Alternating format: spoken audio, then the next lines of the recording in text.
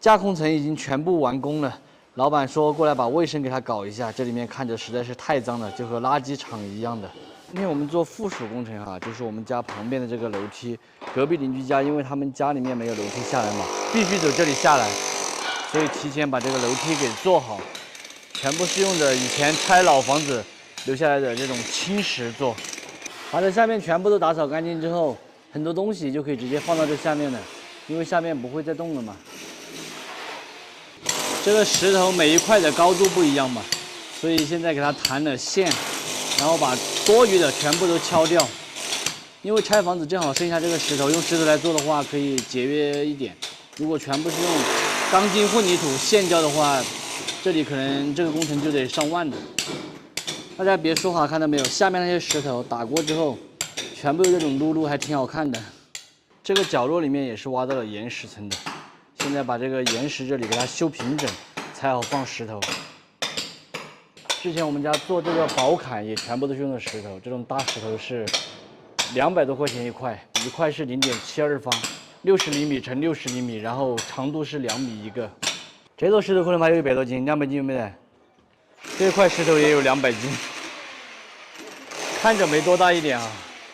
因为这个位置房子修好了，有柱子这些乱七八糟的挡着，挖机进不来，所以就只能选择用人工慢慢的抬。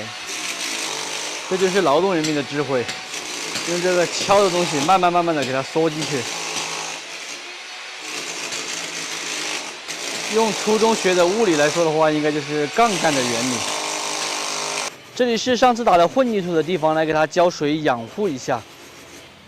这2个厕所里面都灌满了水，不知道等一会儿要不要把这个止水节给它敲开，把水放走。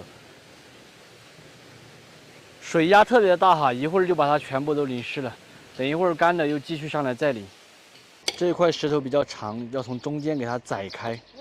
每砌层这个石头之前都要给它把混凝土做上，这样子就会更加的牢固一些。弄这个石头的话就是比较费力气。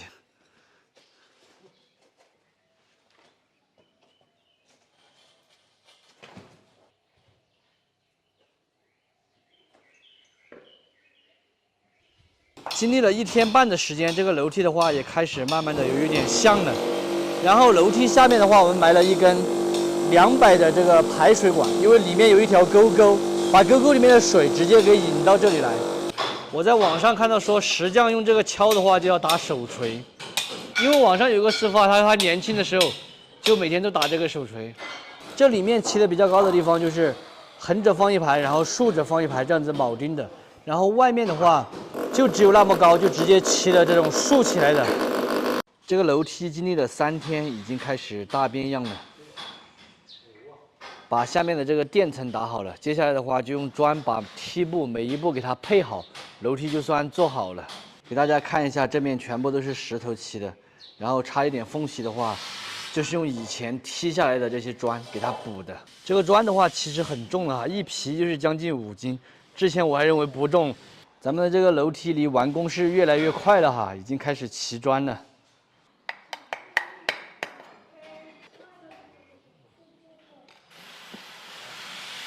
这个楼梯就这样子一步一步的慢慢的做起来了。还有4步楼梯，今天就能够把它做完了。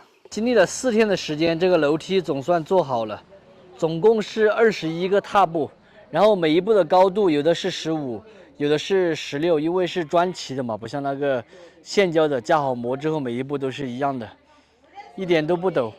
村里面很多人都说这个楼梯太陡了，上不来，结果做好之后很缓很缓。大家不要看这个小小的楼梯哈，其实还是个大工程。